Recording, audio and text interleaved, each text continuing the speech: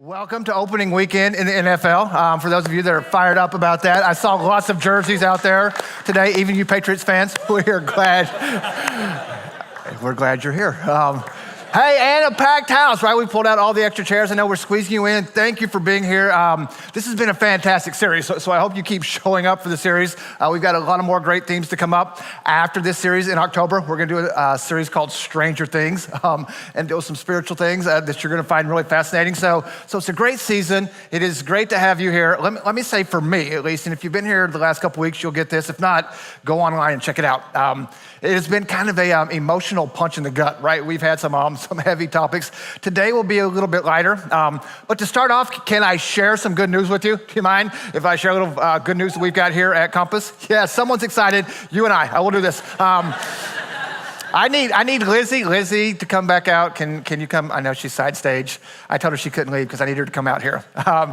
So Lizzie's having a really great 2018. I don't know what your 2018's like, but hers is great. So we brought Lizzie on the team in January. You came onto the team, and Lizzie's an absolute rock star, and we were so excited to have her on the team. But she started off part-time, and we thought we've got to get you full-time as fast as we can because she's just such a great kingdom worker and such a great thinker. So we have now officially made Lizzie full-time on the Compass Roanoke team, which is really exciting for me, and should be exciting for you. Serving now in our next steps area. So if you're in a community group or if you're volunteering, she's gonna be working closely with you. So expect to get to interact with her a lot, which you're going to love. And listen, to celebrate the fact that she's full-time, or maybe it had nothing to do with that, but her former boyfriend, now fiance, asked her to marry him last week. And so she is officially engaged, and we are so excited for Lizzie. I know she's blinding you with her rock. Be sure to go say hi to her afterwards. Lizzie's a fantastic part of our team. If you haven't got to meet Lizzie, I want to make sure you get to know her. Lizzie, thank you for being part of the team. We love you. All right. Thanks, Lizzie. Hey, so we're in this series called Letters from My Future Self, talking about things that we would, if we could, write a letter from our future self back to now, what we would say, right? Things we wish we knew now that we want to know then, and because things we do and the decisions we make today shape our future and who we're becoming. So we've said a few things. The last couple weeks we talked about don't worry, don't let worries weigh you down, become this weight that just holds you down. Last week we talked about please forgive, all right? And so if you were here last week, that little letter that I had up here, that was not just a prop. That went in the mail this week, and I followed through. So you need to follow through as well if you wrote some things down. Today, though, if the third thing that I would write to myself, if I were writing to my 2018 self, if I were writing 20 years ago, I would write this: dream big. Or I might say it this way: don't stop dreaming. Don't let fear of failure or even busyness of life keep you from dreaming. And you know how whenever you're young, right, whenever you're a small child, at first you're just filled with all this awe and wonder at just life in general, right? Just the world in general. It's new and it's exciting. And then you have all these crazy dreams and all these aspirations of what you could do or what you could be. So like little kids are like, I am going to fly to the moon. And I'm like, is that going to be on a rocket ship or is that with your Superman cape, right? Like which one? Because it could go either way. You want to be a doctor or a veterinarian or a teacher or a firefighter, right? Little kids are like, I'm going to have 75 dogs and live in a candy-coated castle. I'm like, I think the dogs will probably eat it all and you'll be homeless, but okay, bro, let's give that a shot. But anyway, you're filled with dreams and desires and all these possibilities. And then we grow up and we go to college and we start a career and we get married and we get a mortgage and we start having babies and we start having lots of bills. And it's really easy, I think, oftentimes to just end up on autopilot. Maybe you're just trying to survive at this point and make it from week to week. And so many of us don't live with this sense of awe or this urgency. Listen to what the psalmist writes in Psalm 90, verse 12. Here's what he says: teach us to number our days that we may gain a heart of wisdom. So here's what I think he's saying. He's reminding us the clock is ticking, right? There's a countdown timer that is on for us all. So live with this awareness, right? This understanding that life is short so that we don't waste it. Judd Wilhite, I heard him say this recently: number your days so that you don't waste your days. And hear me, I do not want this to be a downer message in any way, like you're gonna die, so stop screwing around. That's not the point. But I do want you to have this heart of wisdom and live a fulfilled life. And sometimes remembering that we all have an expiration date. Wherever you're at on the spectrum, we've all got an expiration date, causes us to live with a little more urgency and a little more intentionality. Here's what we read in Proverbs. The writer of Proverbs says this in verse 13, or chapter 13, verse 12. And this is so powerful when I really lean into this. Hope deferred makes the heart sick, but a dream or desire, a dream fulfilled is a tree of life. And just think about that. How many of you, you've created a list of things you want to accomplish, things you want to do, maybe you've got the bucket list, and then when you do something on that list, you achieve it and you check that box off. It feels awesome, right? And this is what he says, that a dream fulfilled is the tree of life. I would say it will keep you young, it will keep you fun, it will help you live your life and number your days in ways that matter, in a way that counts. Erwin McManus writes this in his book, The Last Arrow. He says, I do not believe anyone is born average, but I do believe that many of us choose to live a life of mediocrity. He goes on to write, refuse to stay behind, never ever opt out of the opportunities that move you in the direction of your dreams and your purpose and your passions. So then I would ask, how do we keep from wasting our lives or living this life of mediocrity or kind of giving up and sort of not following our dreams, right? How do we continue to dream big? And let me do this. Here's how I want to define dream for this message. Here's what I'm talking about. A longing or desire that you simply want to achieve. And that could be this. That could be a bucket list. So maybe you have a bucket list of things you want to accomplish before you die. Some things you want to do, some places you want to go, some things you want to try.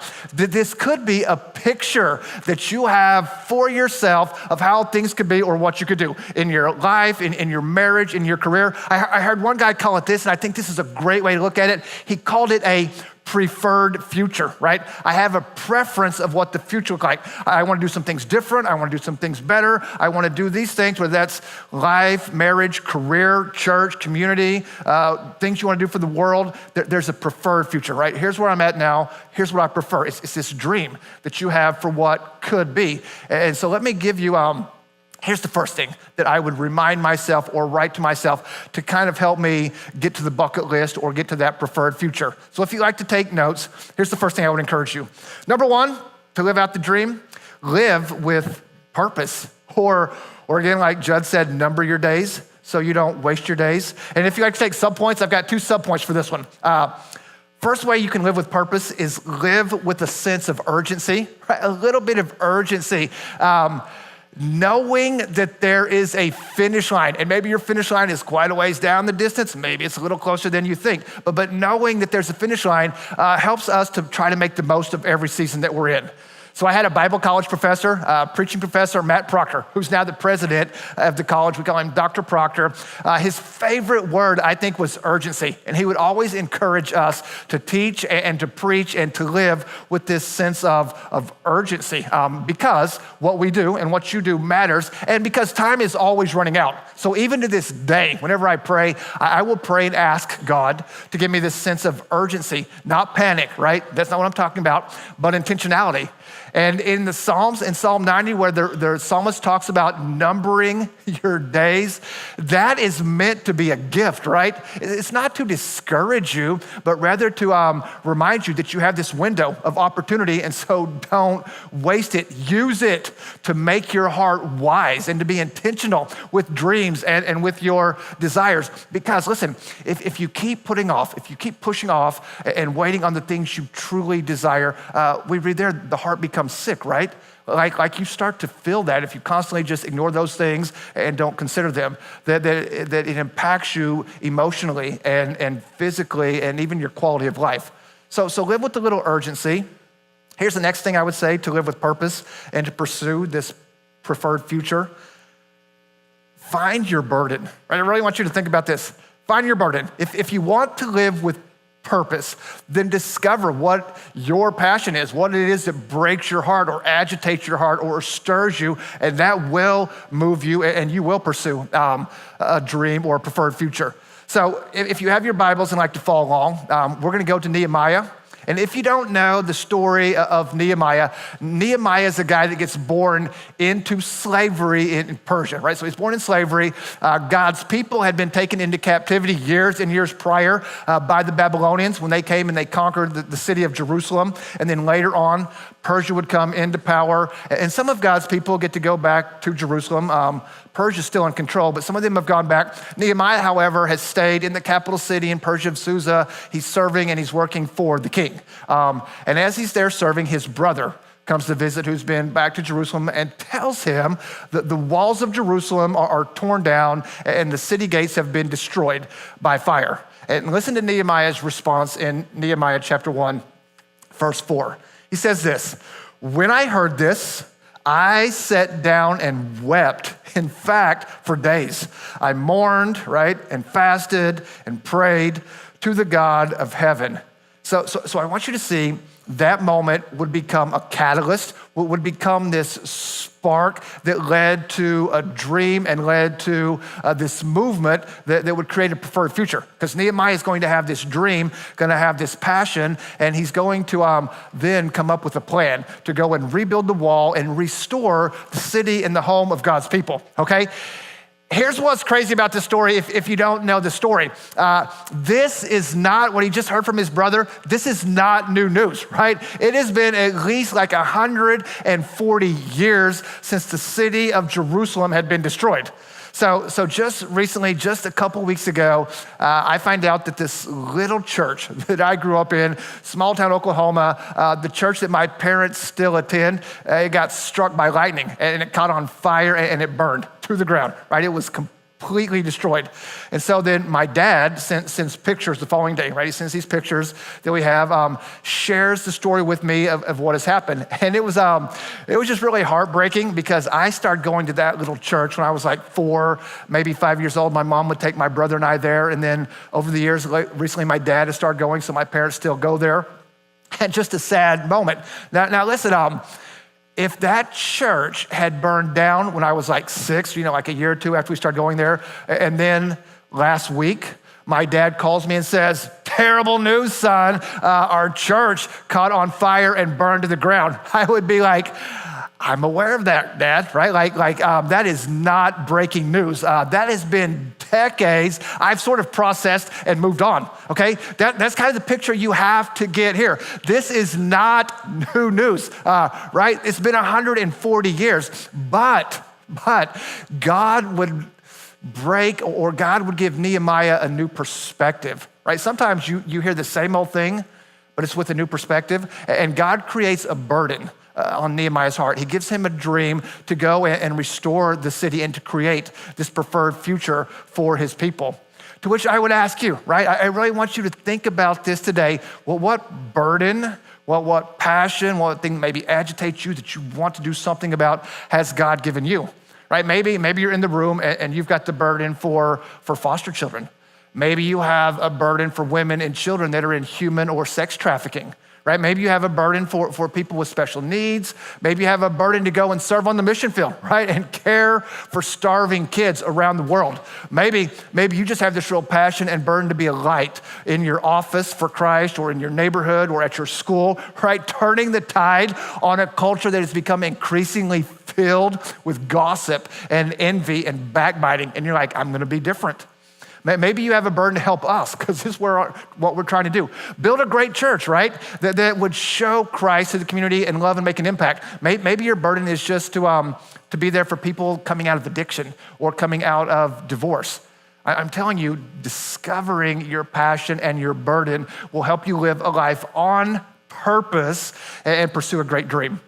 So first thing, we're gonna live with purpose, right? Number your days, right? Don't waste them, count those days, and then figure out your passion so that you would let that motivate you to action. Second thing I would say, so if the first is to live with purpose, to chase a great dream. Second, start to pray. Just start to pray. Nehemiah finds out about the city, although he's already heard this, but God strikes him in a new way. He has this passion. He's got this burden to do something about it. And what does he do first? Starts praying, right? He's just gonna spend time praying. And I'm not gonna read the entire prayer, but I do want to show you the last part of this prayer in chapter 1. Here's what it records, starting in verse 11. Nehemiah, and this is kind of Nehemiah's journal, so he's talking from the first person. He says, "O Lord, please hear my prayer. Listen to the prayers of those of us who delight." And make note of that word delight, because I'm gonna come talk about that here in a minute. Listen to the prayers of those of us who delight in honoring you. Please grant me success today by making the king favorable to me. Put it into his heart to be kind to me. So he starts what? He just starts talking to God. And he goes to God and he's like, listen to my prayer. Give me favor in my plans. Open some doors for me. So I think this is a great pattern to do in your life. 2 or 3 times a week, I'll go out and I'll run a few miles, and then whenever I get done, I'll just walk a cool down, and I'll usually spend 15 minutes walking a cool down, and I use that time specifically to pray and to talk to God. And intentionally during those times, I will talk to God about dreams and passions and things I want to accomplish. And while I'm doing that, I will invite God to show me, is this a good idea or is this a bad idea? Is it gonna work? Does it not have a chance? Am I delighting in you? Should I keep going? Should I pump the brakes, right? Should I hit the eject button? God, what do you think? So I'm praying and I'm asking him, God, help me to love and lead the church better. God, help me to love and lead my family better. Here's some things I want to do or some things I want to try. Here's some places I want to go. Here's some ideas or whatever. God, should I change careers and go be a UFC fighter? All right? And he always laughs at that one just like you do. I know. But I just talk to him about it, right? Tell him about it. Take it to him. I would say little things, right? You might be like, I don't want to bother him with the little things. I think you should talk about those consistently because it helps you keep them in front of you and to remain intentional. And for sure, the big stuff, like have you ever tried to pursue a significant dream without giving it to God first? Here's what I love about Nehemiah. Nehemiah doesn't come up with a plan and work it all out and then go to God and say, all right, God, I have figured it out. I've got a chart. It's really awesome. If you could just blow some pixie dust on that bad boy and bless it, well, then that would be great. We're good to go, right? He's going to pray to God, talk to God, put it before God. Then he's going to come up with the plan. And if you go and read the next chapter, here's what's interesting. It is going to be months and months before he actually gets to start unrolling his plan and having something happen. To which I would say this, if you like to write things down. Even if you are praying God's will, you may need to also persevere in God's timing. Right? Think about that. You might be praying in God's will, but you will also need to persevere in his timing. Some of you may be praying and pursuing for things that are for sure within the will of God. You want to get married. You want to have kids. You want to buy the dream house. You want to go back and finish the degree. You want to start a company. You want to start a not-for-profit. You want to go and serve on the mission fields. You want to get out of debt. Okay, whatever that might be. God might have you praying for things that are for sure things that God wants you praying for, and then you feel like God is not answering those prayers. You're like, God, I dialed the number that you gave me. Why is nobody picking up? To which I want to encourage you, don't grow weary and don't lose heart and don't throw in the towel. Because in addition to a passion God may have given you, there's also timing that God may have for you. And so Nehemiah is going to have to wait, right? It's going to take him some time to get to this dream and this burden that he's got. But eventually, the opportunity is going to come, right? The door is going to open. He's going to get his shot, which brings us to our third point, to pursue a great dream. So 1, live with purpose, right? You've got to live with purpose and intentionality. 2, start to pray. Take it to God. Here's number 3, make a plan. You've really got to make a plan and get some stuff down. So watch this. This is what comes next in the story, one of my favorite parts of the story of Nehemiah. So Nehemiah is serving the king. He's the cupbearer for the king. The king notices that something's off about him, that he's sad, like he's got Eeyore face on. He's walking around bummed. He's got this passion. He's got this burden, but he hasn't figured out the opportunity of what he's going to do with that. And so the king will say to him, Nehemiah, you look bummed out here. You're a little bit off today. What's up? How can I help? Is essentially what the king asked him. And you've got to watch Nehemiah's response because this is absolutely incredible, starting at the end of verse 4. Here's what we read. With a prayer to the God of heaven, which I think is also fantastic because he's been praying for months, but he's going to throw up another little prayer right now when the king asks him, right? And Thessalonians says, pray without ceasing. But Nehemiah's like, oh no, God, be with me, right? Help him not to kill me because if I get this wrong, he's the king and not to wet myself, right? Here we go. So he's going to walk up to the king. Verse 5, I replied, if it pleases the king, and if you are pleased with me, your servant, send me to Judah to rebuild the city where my ancestors are buried. The king, with the queen sitting beside him, asked, how long will you be gone? When will you return? After I told him how long I would be gone, the king agreed to my request. Okay, this is awesome, and let me tell you why this is awesome, because if you go and read the rest of the story later on in Nehemiah or the parallel count in Ezra, you find out that Nehemiah is gone, or at least back and forth, for about 12 years, right? This is great because the king's like, all right, Nehemiah, how much PTO do you have built up, right? How much time off do you have? Which he wouldn't have asked him because he's a slave, but just go with me on the illustration. How much? Nehemiah's like, I don't know, king, 2 or 3 weeks I think I've got built up. King's like, all right, well, how much time do you think it's gonna take, right? Like, how much time do you think you need for this little project? And Nehemiah goes, 11 or 12 years, right? Like probably years. Is that gonna be a problem, king? Can you go ahead and sign off on my request? And the king agrees and lets him do it, right? It gets better, goes on. Verse 7, I also said to the king, if it pleases the king, let me have letters addressed to the governors of the province west of the Euphrates River, instructing them to let me travel safely through their territories on my way to Judah. So he's saying, it's gonna be a long trip, king.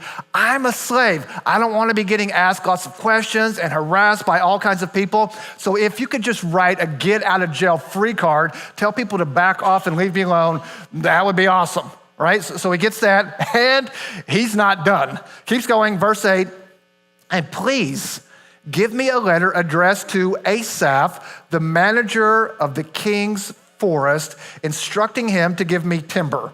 I will need it to make beams for the gates of the temple fortress, for the city walls, and for a house for myself, right? He's going, this is going to be a massive undertaking, right? This is an enormous construction project. It's going to require all kinds of resources. We are going to need a lot of wood, king.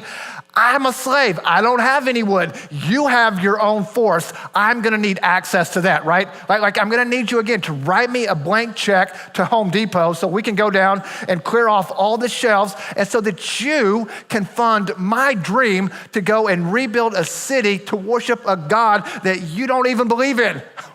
And the king agrees. This is incredible. And here's how he kind of wraps that section up in verse 8. And the king granted these requests because the gracious hand of God was on me. So he lives with purpose, right? He starts to pray. He has got a plan in place and he's able to achieve these amazing results. And so we see that God is very gracious. He just blesses him in some crazy, incredible ways. But think about this. Can you imagine what would have gone down there if Nehemiah didn't have a plan? Right? Like if the king comes to Nehemiah and is like, all right, you look bummed out. You've got my attention. I like you. What is it that you want? And Nehemiah would have responded with, well, I don't know. Right? I haven't thought about it. I would like something different, right? I would like to do some things, but I don't even know what that is. I'm not really sure. The king would have been like, Okay, next, right? We're through, your time's up. Go serve me some wine and cheese. Come back when you've got a plan. I guarantee you this, that Nehemiah has thought about this a lot during all those months of praying and waiting. He's for sure scribbled some notes on a napkin. He's probably got all these napkins and drew some charts and some graphs, maybe dropped it into Evernote, whatever, right? He's got a plan. So let me do this in closing. Let me give you a couple of thoughts for really how to make a great plan and how to pursue and achieve some great dreams. And these will be simple, but man, I think they're important. The first thing I would encourage you to work on a plan. Write it down. Listen, I know that's really easy, but I'm telling you, write it down. So this summer, I went and did what was called a life plan. It's just a 2-day intensive going through these exercises to help you live intentionally and kind of achieve your dreams and things that God has called you to do. So I spend these 2 days, we're making all these lists, and then you start narrowing down the list and getting some specific things, and then I had to put a start date and a completion date on those things. And when you do, all of a sudden you're like, oh no, like now it's real because like I've got it on paper, right? I've got these lists of things and these start and complete dates staring back at me, right? That's a little bit of pressure. And you might be thinking, whatever, I've got it all right here. I know what I'm gonna do, I'm good. Okay, that's great, I understand, you can do that, and I've been there, but I'm just telling you, it is powerful when you write things down. And research shows this. There's a 42 to 45% increased likelihood that you will follow through on that thing whenever you write down the plan, you write down the goal, kind of put a start or a complete date on it. So I want to encourage you to just, I don't care if it's on a napkin or a Post-it note or whatever, get it on your computer, write it down. It will help you evaluate pros and cons better. Right? Whenever I was doing young adult ministry, I remember one day I had a 23-year-old guy. He comes into my office on one afternoon. He just graduated like the year before. He started this job. I don't think he's really liking the job. And he comes into the office and he says, God is calling me to go and be a missionary to Rwanda, right? Just out of the blue, God's called him. And listen, I believe God speaks to people like that. And so I'm for him. I'm like, okay, that's awesome. Yes. Do you have a plan? And he's like, not really. I just quit my job and now I'm gonna go and try to raise money and support to go and be a missionary.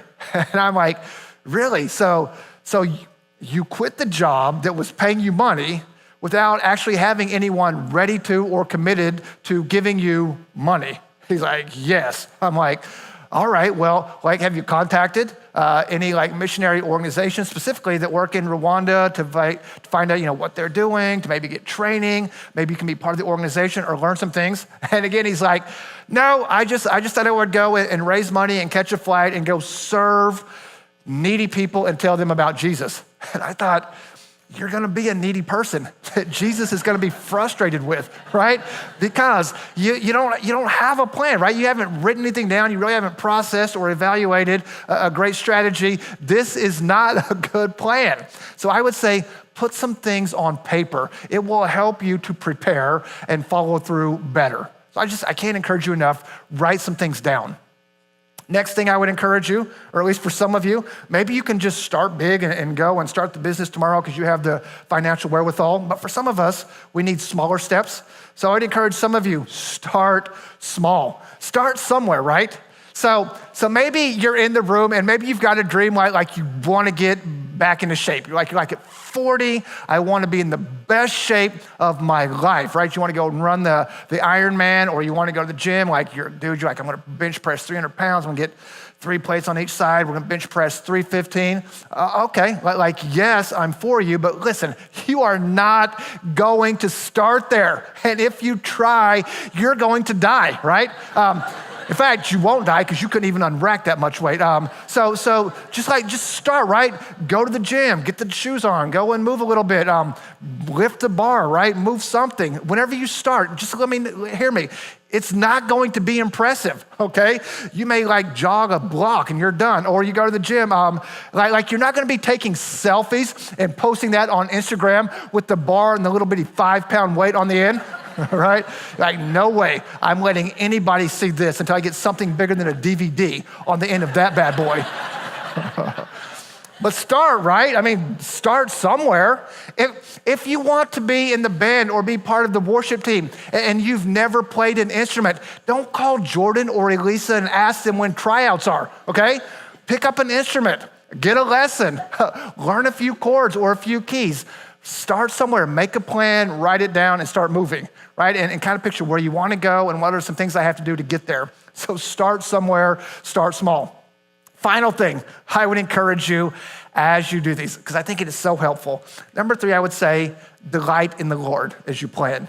So we started out looking at Proverbs 13 that said, hope deferred makes the heart sick, but a dream fulfilled is the tree of life. So you pursue a dream, right? You chase a challenge that you want to conquer or this thing that gives you joy, and it breathes life into us, right? As we do these things. Well, then listen to what the psalmist says in Psalm 37:4. So take delight, here we are, delight. Nehemiah delighted in the Lord. Take delight in the Lord, and what? He will give you your heart's desires. Now let me press into this, because we all love the last part of that verse. We're going, yes, please. I would like for you, God, to give me my heart's desires, right? Make my dream come true. Go ahead, big guy, get started. All right, yeah, I get that. But sometimes we skip the first part of that verse, which says what? Take delight in the Lord. I think when you do that, it can change, maybe transform some of your desires. But here's what I want to say. We don't just have to only do overly overt Christian activities in order for God to bless us and to give us our desires. Listen to what Paul writes in Titus 1. I think this is really key. He says, to the pure, all things. Everything is pure. And here's what we like to do. We like to distinguish between sacred activities that we would say belong specifically to God. Prayer and worship and fasting and Bible study and serving, and sacred and secular stuff that belongs specifically to the world, these other things. Okay, you understand that's a false dichotomy, because all arenas belong to God. If God is sovereign creator of all things, they all belong to him. Business and sports and entertainment and government and education, they're all his, which means this, that anything and everything you and I participate in that is not sin is and can be good and pure, because you are holy and pure and committed to Christ. To which I would say this. So, like, if your dream is to go and travel and watch every single Dallas Cowboy game that is away in 2020, all right, awesome, right? Or maybe your dream is to go and see U2 in concert in Ireland or Keith Urban in Australia. What? Yes, fantastic. Maybe it's to build a community center to mentor and to invest in and to equip underprivileged children and families to be able to make a difference. Okay, yes, absolutely. Maybe your dream is simply to reconcile with an estranged family member. Okay, awesome, whatever. I would say do that, all those things, with a pure heart and a Christ-like attitude, and worship God as you do. Because Nehemiah is going to build a wall, right? It's not some big church function. It is a construction project, but his heart's desire is to bless people for God in the process. And so God's good hand and God's favor are on him. So listen, the sky is the limit to what you could do, and you could delight in God as you do it, and he could bless you immensely. So listen, keep dreaming. Put things on the list that are going to breathe life into you, right? I think God wants you to do that. And if I'm writing to my former self or to my past self, I would say, make a plan, right? Number your days. They are numbered, so recognize that. Write it down and just start somewhere, right? Do something. What are you gonna do? What are you gonna do with whatever time God has given you? And then go do it. It's for your joy. It is to bring your soul health and happiness and fulfillment, and to keep it light and good. So here's what we'll do now. We're gonna close out we dream big. So I hope God's giving you a dream. We've got some big dreams here, right? For what we will do as a church. We want to reach more people for Jesus, change more lives, connect more people in community, right? Give more people a chance to serve. So we're trying to reach, we're trying to go to 1,200 and then 1,500. And I can't do that without you. God is going to use you, right? My dream is you're going to invite someone and they're going to show up. Or maybe you need to get connected back in community. You want to be effective for the kingdom, but you're not giving God the time you know you need to. Well, you could sign up for Rooted today. Right now, out in our Next Steps area, when we get done, you could go out there. And some of you, that's what you'll do today, and God is going to lean into that and maybe show you a new passion and a new burden and some new opportunities, just as you do life around the table with some people. And if you've never done that, I would encourage you, right? I want you to dream, and I want you to help us dream and achieve big things. So here's my challenge. Here's my challenge to you today. Write it down, right? Leave here and go write something down. Go to lunch with your spouse or your friends, or if you're a person that's more introvert, get alone and write some things down. And maybe you're here and your desire, and the first step you take towards a more full life would be to give your life to Christ. So right now over here on your right, we've got kind of our Next Steps area just for those of you that want to make decisions. Pastor CM's there. If God is, or you just need prayer. We want to always be available. So we're going to be there every weekend to pray with you, to encourage you, to talk to you more about Christ. So with that, let me pray and we'll wrap this up. Heavenly Father, you are a good God that is big and creative and does amazing things and invites us to be part of that. And as we do, it stirs our heart. So I pray for us in the room to have a bucket list and to have great dreams and to have a passion, and even in the busyness of life and having to pay bills and raise kids, that we would still make those lists and pursue those things, and it would become a tree of life for us and for your kingdom. So God, we love you. We need you. We pray these things in your Son's name. Amen. All right, church, as you head out, so if you're a first-time guest with us today, we just want to meet you. If you want to head back to your back right, we'll have some people out there that would love to say hi and give you a gift. For the rest of you, go enjoy football. Have a great week. We'll see you next Sunday.